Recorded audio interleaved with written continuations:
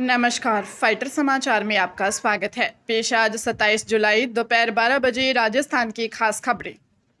Net paper leak और education system में गड़बड़ी को लेकर 20 जून से जंतर मंतर पर हो रहा धरना प्रदर्शन खत्म हो गया। शिक्षा मंत्री धर्मेंद्र प्रधान के इस्तीफे के बाद कॉकरोच जनता पार्टी ने आंदोलन खत्म करने की घोषणा की। इसके बाद जंतर मंतर से प्रदर्शनकारी घर लौटने लगे। यहाँ 36 दिनों से लगा हुआ मंच हटा दिया गया, लाउड स्पीकर निकाल दिए गए। इसके बाद धरना स्थल पर बचे हुए कचरे को एनडीएमसी और स्टूडेंट्स ने साफ किया। पुलिस बल यहाँ तैनात रही। जोधपुर जिले के मथानिया थाना क्षेत्र में एक पत्थर कटिंग फैक्ट्री पर बदमाशों ने हमला कर दिया।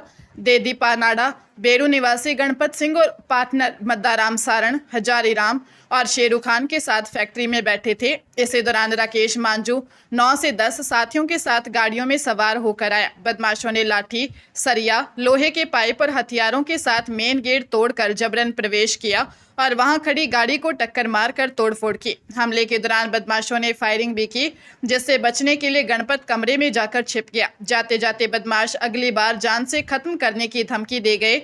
इस पूरी घटना का सीसीटीवी फुटेज भी सामने आया है, जिसमें बदमाश तोड़फोड़ व फायरिंग करते नजर आ रहे हैं। पीड़ित ने मथानिया थाने में शिकायत दर्ज करवाई है।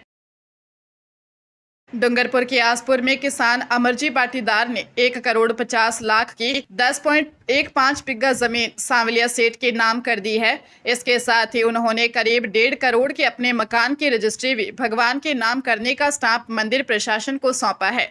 अमरजी साल 2013 से लगातार दर्शन करने आ रही हैं और 2015-16 में संपत्ति दान की इच्छा जताई थी। रिश्तेदारों के नाम अलग अलग टुकड़ों में जमीन होने के कारण प्रक्रिया रुकी थी, जिसके लिए उन्होंने 10 साल चक्कर काटे। खुद खर्च उठाकर 16 बिघा जमीन अपने हिस्से ली और 23 जुलाई को 10.15 बिघा जमीन की रजिस्ट्री भगवान के नाम करवाई। इस जमीन पर आम के पेड़ हैं और अमरजी यहाँ गौशाला निर्माण या सामाजिक उपयोग चाहते हैं।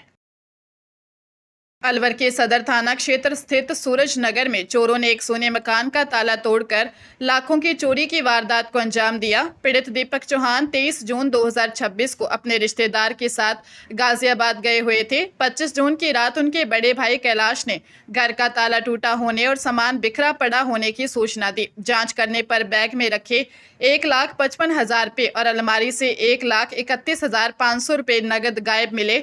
इसके अलावा सोने की अंगूठी, कुंडल, सोने का ओम और चांदी की अंगूठियां सहित अन्य जेवर भी चोरी हो गए। चोर कुल 2,86,000 रुपये नगद और आभूषण ले उड़े। पीड़ित की रिपोर्ट पर सदर थाना पुलिस ने मामला दर्ज कर जांच एएसआई कुसुम नरुका को सौंपी है। राजस्थान राज्य पथ परिवहन निगम के बेड़े में रविवार को 144 नई ब्लू लाइन एक्सप्रेस बसें शामिल की, जिनमें एक तरफ 3 और दूसरी तरफ 2-2 सीटें रहेंगी। मुख्यमंत्री भजनलाल शर्मा ने अजमेर रोड स्थित हीरापुरा बस टर्मिनल से इन बसों को हरी झंडी दिखाकर रवाना किया। इस कार्यक्रम में उप मुख्यमंत्री एवं परिवहन मंत्री डॉक्टर प्रेमचंद बैरवा भी मौजूद रहे। नई बसों को पूजा अर्चना के बाद प्रदेश के अलग अलग डिपो के लिए रवाना किया गया।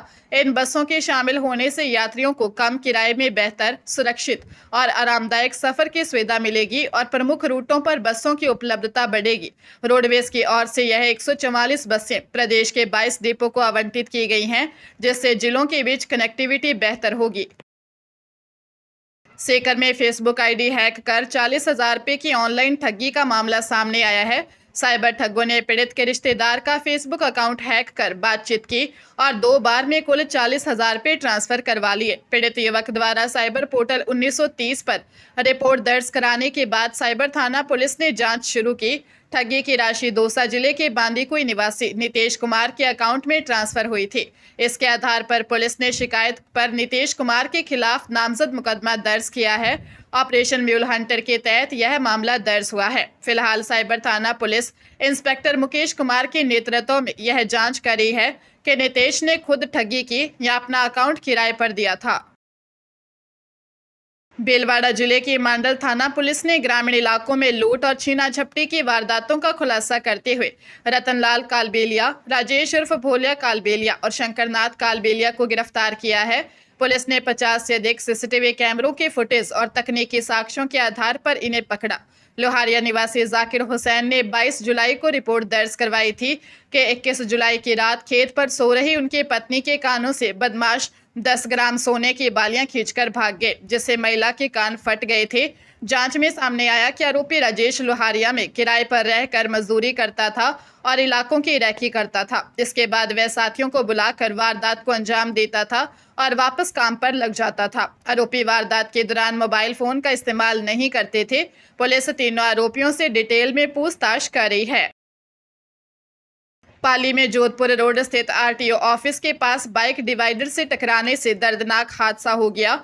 तीनों दोस्त हाईवे पर स्थित एक होटल से खाना खाकर लौट रहे थे, तभी उनकी बाइक बेकाबू होकर डिवाइडर से टकरा गई। हादसे में पुराना हाउसिंग बोर्ड निवासी 31 वर्षीय हेमंत शर्मा पुत्र शिव प्रसाद शर्मा के सिर में गंभीर चोट लगने से मौत हो गई।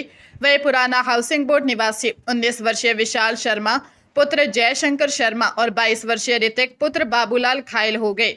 सदर थाने के एएसआई के अनुसार दोनों घायलों का इलाज करवाया गया है और उनकी हालत खतरे से बाहर है। पुलिस ने मृतक हेमंत के शव को बांगड़ हॉस्पिटल की मोर्चरी में रखवाया है।